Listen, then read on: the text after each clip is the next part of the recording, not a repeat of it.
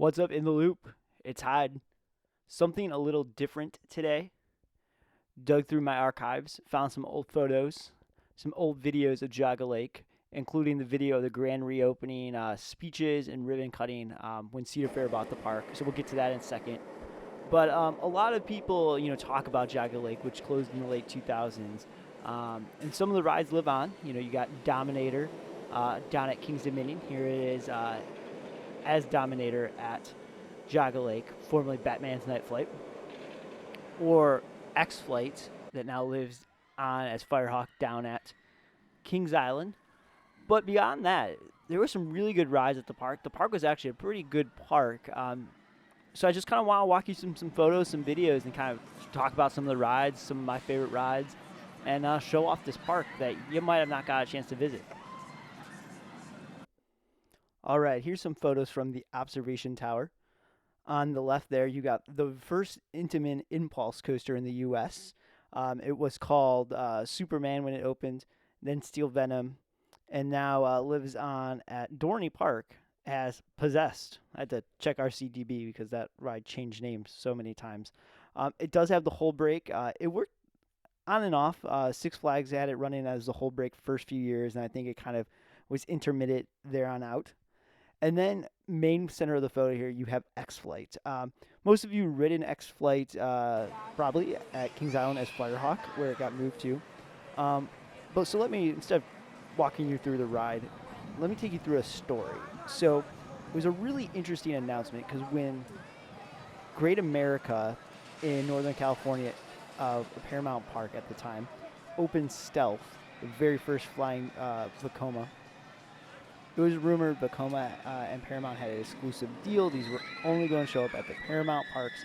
But then that ride had a lot of difficulties, a lot of tech issues. It was rumored that Kings Island was going to get one, but Paramount pulled out and said, hey, we don't want this anymore. The rides don't work as we expected. So Vekoma already had one that was in manufacturing stages for Kings Island or another Paramount park, and was kind of stuck with it. Six Flags at the last minute raised their hand and said, hey, we'll buy it. And it was weird. It was like mid-February announcement, I think. They're like, hey, guess what? We're buying this ride. It's coming to Six Flags, Ohio. And tracks started showing up the next day, and 2-3 months later, the ride was built ready to go, which makes the whole story pretty ironic because where it was rumored to originally go, Kings Island, is where it now lives on as Firehawk. So fun little story there. Not sure if it's confirmed or not, but nothing like a good legend to share here. All right, moving on to the next low quality mid 2000s photo I have. You have The Villain, CCI wooden roller coaster that opened in 2000. It's kind of a mix. I want to say like Ghost Rider with where like the mid-course break area is.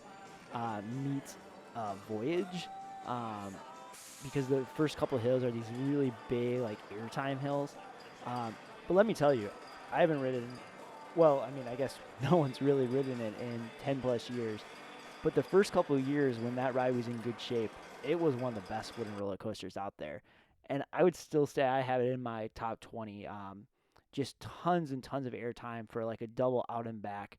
Then there's a bunch of little like great curves there on that turnaround. There was a trick track section.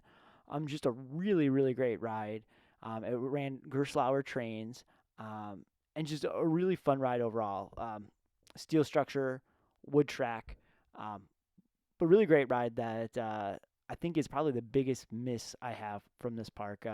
Rides I wish I could still ride.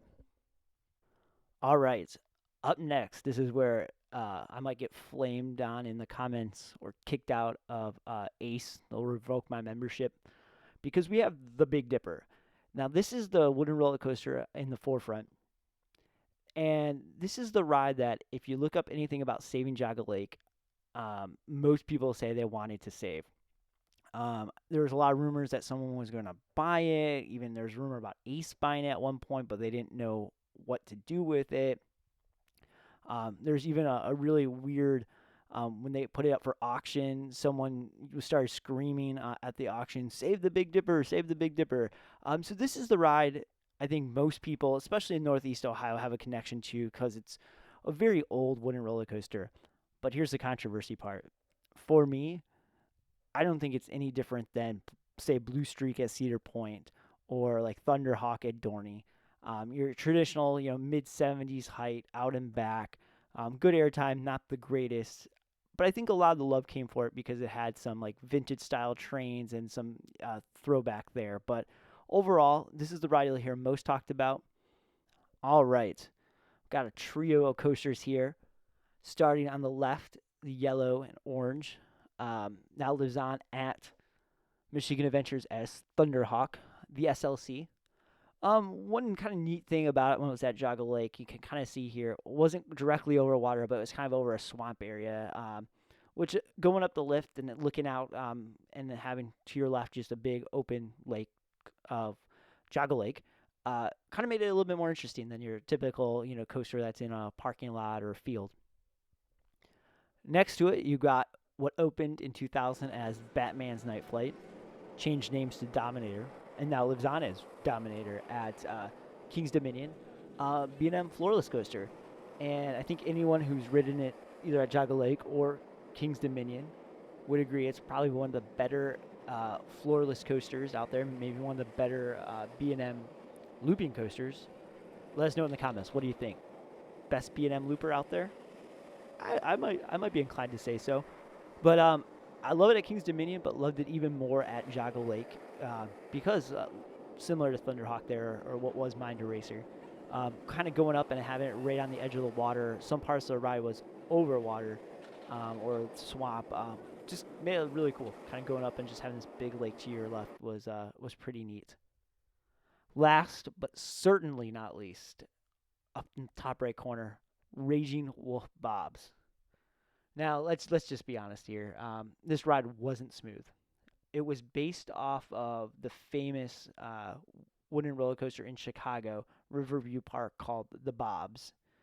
It just wasn't very smooth. It's kind of like this weird double out and back layout.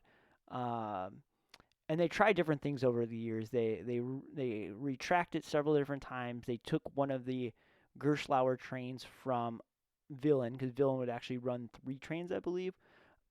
All right, so that about wraps up a tour of some of the bigger coasters at Geauga Lake. There are some smaller ones, but wanted to cover off on my favorites. This footage, and for the rest of the video, is going to be from when I went to the grand reopening media day for Geauga Lake after Cedar Fair purchased it. Now, to put it in context, Cedar Fair purchased the park just weeks before the season and had just that short amount of time to strip off all the Six Flags branding as well as all like the DC Comics and rename the rides. It wasn't perfect opening day. You could still tell there was a lot of work in progress, but it was pretty impressive to see the work they've done. So here's the opening dedication and ribbon cutting ceremonies from that event. This grand opening. 23 days ago, the dream of Geauga Lake became a reality.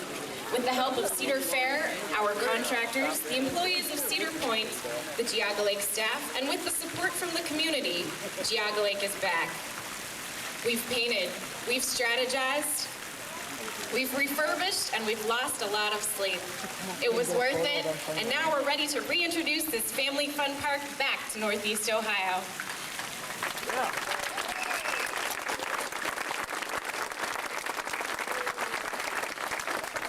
And now, I'd like to introduce Bill Spain, the Vice President, General Manager of Geauga Lake.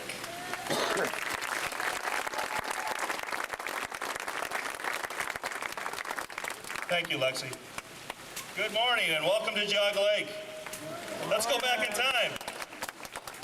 A time when you and your friends waited the whole school year just for the opening day at Geauga Lake. Remember when riding the Big Dipper 3 times in a row was a must? Remember when cotton candy and a box of popcorn was as good as it gets?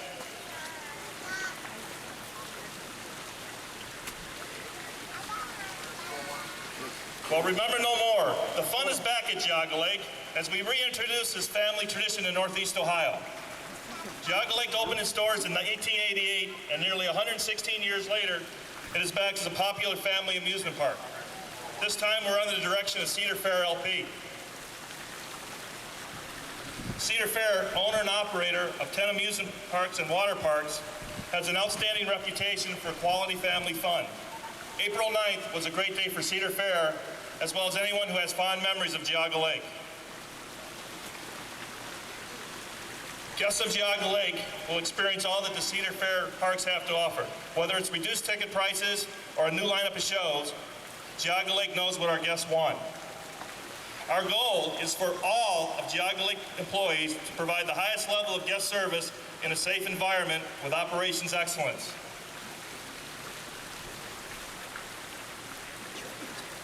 By upholding the cornerstones of safety, service, courtesy, and cleanliness, held together with integrity, the Geauga Lake staff will meet that goal and exceed your expectations. The 2004 season at Geauga Lake is one for the ages. It's going to be memorable and it's going to be exciting, but most of all, it's going to be fun.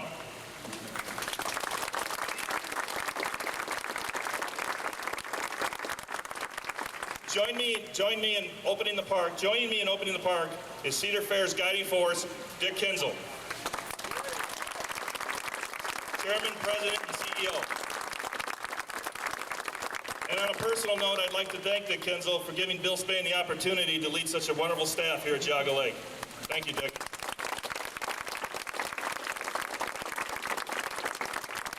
Also cutting the ribbon today are various public officials and business leaders from the community. The Ohio House of Representatives, Portage and Geauga counties, the cities of Aurora, Solon, and Streetsboro, and of course the trustees of Bainbridge Township. In addition, several employees from the old Geauga Lake days will help with cutting the ribbon in the back. Thank you. Thank you, guys.